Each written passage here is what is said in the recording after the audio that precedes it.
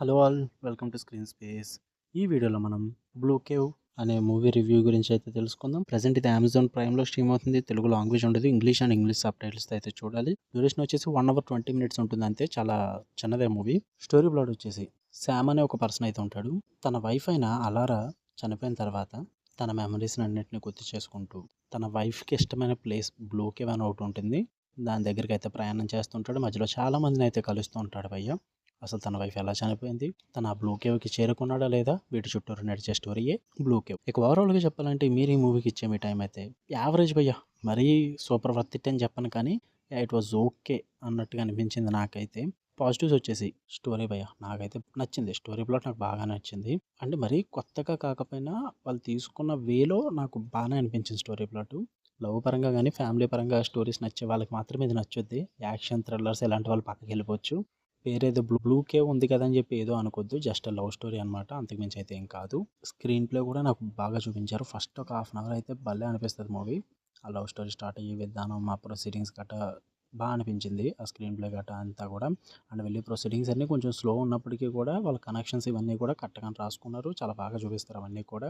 ఇంకా నాకు బాగా నచ్చింది భయ్య భయ్య విజువల్స్ అయితే చాలా బాగున్నాయి. ఆ బ్లూ కేవ్ చూపించే వే కానీ, ఆ సముద్రంలో జరిగే సీన్స్ కానీ, ఆ ఎక్స్ప్లోర్ చేసే విధానం కానీ, ఆ విజువల్స్ అన్నీ కూడా చాలా బాగా చూపించారు. అండ్ అక్కడక్కడ బీజిఎం కూడా బాగుంది. ఇంకా నెగిటివ్స్ వచ్చేసి పేసింగ్ ఇష్యూస్ భయ్య. ఫస్ట్ హాఫ్ అన్ అవర్ అయిపోయిన తర్వాత చాలా స్లో అయిపోద్ది మూవీ, బాగా డౌన్ అయిపోద్ది మూవీ. వెళ్ళి కొలిది కూడా ఎక్స్ప్లోర్ చేసే కొలిది కూడా క్యారెక్టర్స్, కొత్త కొత్త క్యారెక్టర్స్ అన్నీ ఓపెన్ అవుతూ ఉంటాయి. ఆ హీరో చుట్టూరా నడిచే క్యారెక్టర్స్ అంత ఇంట్రెస్టింగ్ అనిపించవు. దానివల్ల ఏంటంటే స్లో అనే ఫీల్ అయితే వచ్చేస్తుంది, డ్రామా ఎక్కువైపోతుంది అన్న ఫీల్ అయితే వస్తుంది. అది కొంచెం ఇబ్బంది అనిపించింది నాకు.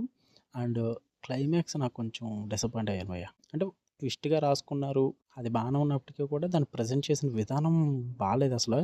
అది నాకు అంతగా కనెక్ట్ అవ్వలేకపోయాను నేను. ఇంకొంచెం మంచిగా ప్రజెంట్ చేసి ఉంటే బాగుంది అనిపించింది ఆ ట్విస్ట్ ఏదైతే ఉందో అది. అపార్ట్ ఫ్రమ్ దట్ ఉన్న మూవీ అంతా కూడా ఒక లవ్ స్టోరీ పరంగా చూసుకుంటే బాగానే అనిపించింది నాకు.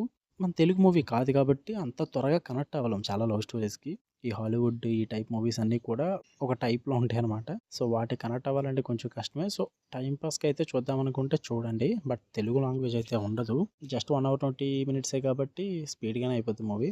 అక్కడక్కడ పేసింగ్ ఇష్యూస్ పర్లేదు అనుకుంటే చూడొచ్చు భయ్య. ఫ్యామిలీతో నాట్ రికమెండెడ్.